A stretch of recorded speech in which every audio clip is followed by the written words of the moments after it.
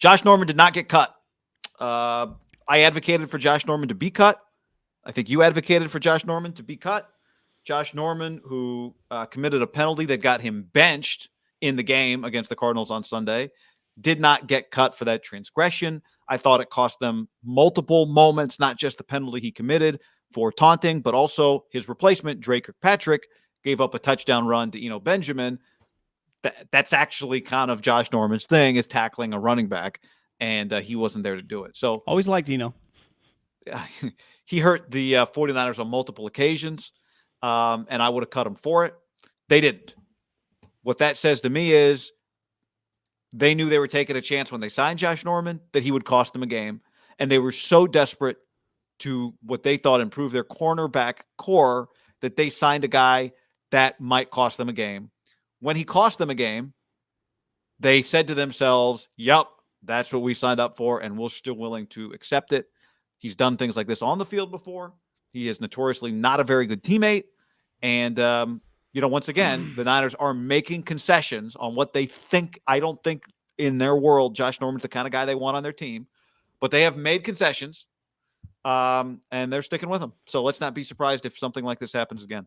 I think one of the most head-scratching parts is Kyle gave some quotes on Monday about the rookie class and the two corners and really the Norman situation. He said, I didn't necessarily tell the defense that they had to bench him for the game, but I was fine with whatever they were going to do, basically. Yeah. And they rolled with it, and he was cool with it. And then he went into some details on Ambry Thomas and Lenore. And when they drafted him, like they were going to redshirt him. And, they're going to be kids, kids that are 10 years old right now. The word redshirt has a whole new meaning, right? When we were growing up, redshirting, not just in college, but even in the pros, like most people did not play immediately. And there was a point in time, probably before we were even born, that colleges had like a freshman couldn't even play on varsity, right? And no rookies in pro sports really played, probably till like the 80s it became kind of in vogue. But I would say even up to the last couple decades that, some of the old school college coaches, Nick Saban early on in some of his tenure, even at Alabama, it was very, very hard for a young guy to get on the field. And some old school NFL coaches were like that. I think that's completely gone out the window. And when he says that we drafted these guys to not play them, I think in theory, every draft room drafts a player in the 4th, 5th, 3rd, hell, even the 3rd round sometimes. Like, we don't want this guy to be a starter, but they use the word we wanted them as depth. Well, isn't part of the thing about having depth? It's like, why do you have food in your fridge? Because when you run out, then you have more something to eat. Like part of the reason to have depth, it is not depth if the guy is never activated or never plays. He's a zero. He's just, practice depth, but you don't have depth. You just drafted some guys that you are refusing to play. And I saw Kawakami tweeting like, it's either a disastrous decision on draft day, poor evaluation, or right now it's a poor understanding of their situation. I just don't understand how you could humanly possible to know whether the guy can truly play or not when if you're winning, whatever, no one would care. But you're losing and that position sucks. It can't get any worse. You like lead the league in PIs. You had like back-to-back games where the PI yardage accounted for like 180 yards in 2 games of just free yards to the coach, to the quarterback, because you keep looking like they're only giving up like 180 yards throwing, but they're getting another 100 through pass interferences. So what do you have to lose to just throw this guy out there? And this notion, you look around the league, there are 3rd, 4th, 5th, 6th rounders start all the time for not just the Jags, well, but the Niners have one. teams. His name's Elijah Mitchell. But how would they have known Elijah could play if they didn't give him a shot to play? Yeah, I mean, they were right, though, that they knew he could play. But I don't think anyone would be expecting for one of these 2 drafted corners to come out and look like a potential Pro Bowler. But if you just made one play and he got burned, it's like, well, at least you're getting burned with a guy. Let's just see what he has. Let him stay out there. It's not working with what they have. My problem is not so much that those guys aren't on the field. My problem is more that it feels like they badly, badly missed on the pick. Because I do think practice can tell you something about a player.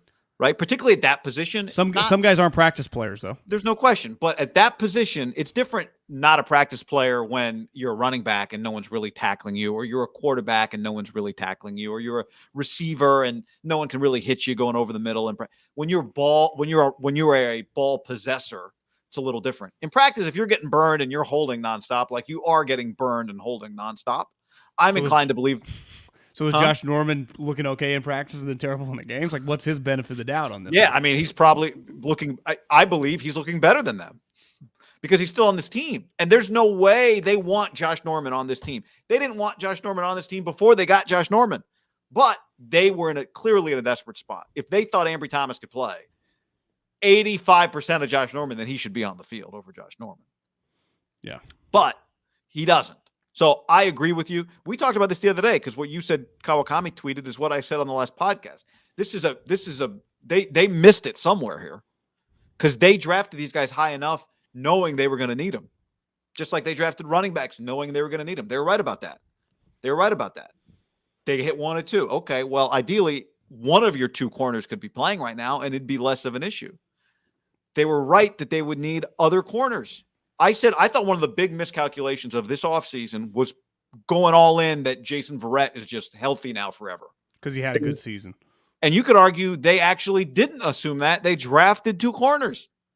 At least John Gruden recognized that he hated Lynn Bowden and traded him before he lost all of his value. Like, it's too late now to do anything else with these guys but try and develop them. But if they thought they were going to be good enough that none of these guys were going to have to play, then that was a major, major miscalculation by them. If they drafted them knowing that they wouldn't be able to play this year, then they miscalculated their team. But this is why I think, people are so angry right now. If this game on Monday Night Football and Josh Norman gives up a couple touchdowns and they lose, and then they're, instead of being 3-5, they're 3-6, and it goes, Kyle, you are losing anyway. You are getting smoked with a guy, 1, you clearly can't trust in a big spot, and 2, who can't make a play in the air to save his life.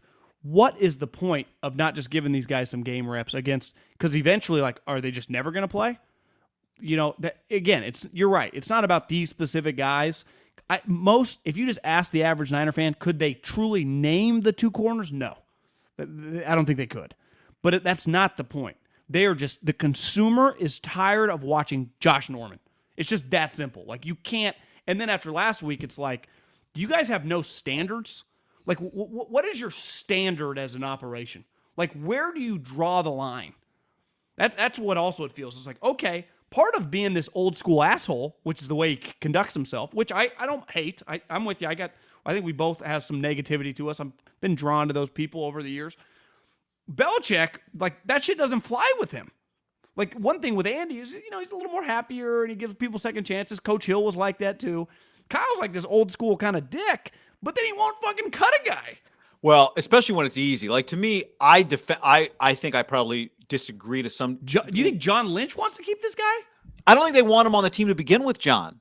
He is known as a guy that makes mistakes on the field, kind of lives off one great year in Carolina, and is not a good teammate. Okay? That is not the type of player they sign. Like, they do care about locker room chemistry, even though we could argue over the Buckner thing. They miscalculated. Think who Norman replaced. A guy that was beloved by them, right? Richard Sherman. Yeah. Now, I'm not advocating Richard's probably shot and physically. Yeah. But, think of what Richard stood for them. My point is that by not cutting him, they're acknowledging we knew this is what we were going to get from him, and we accepted that possibility when we signed him. We didn't even care. That's how desperate. Well, it's just we care, but we just made a deal with the devil. Like, this is what we got to do to try and compete. And what you do is you introduce that into your locker room, and who knows how that spreads beyond just what we get to see on the field. But it's a risk, and it's not paying off. And they kind of double down on it, and that tells us what they think of the other guys they have, because I don't think for a second they want this guy on their team. But he's there. And clearly not going anywhere.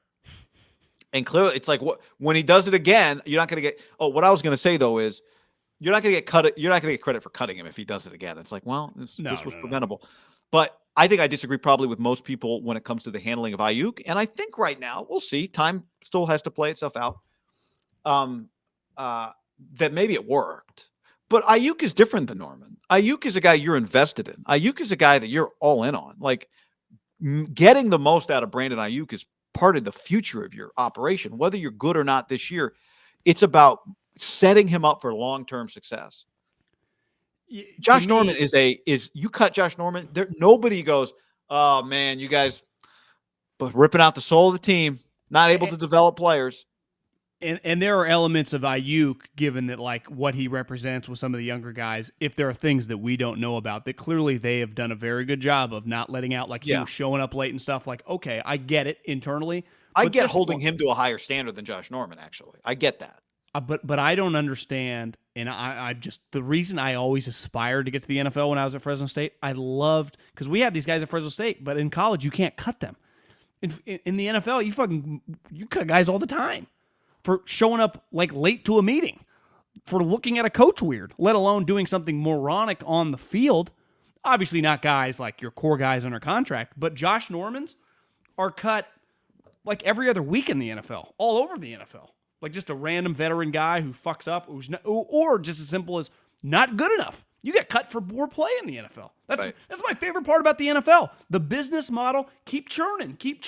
Hell, guy, go claim a corner. And I know there are some claim rules now, right? You get 8, or I think they've expanded the practice squad. You're allowed to put like the block, the 3 guys, so you can't claim certain guys. So maybe it's harder.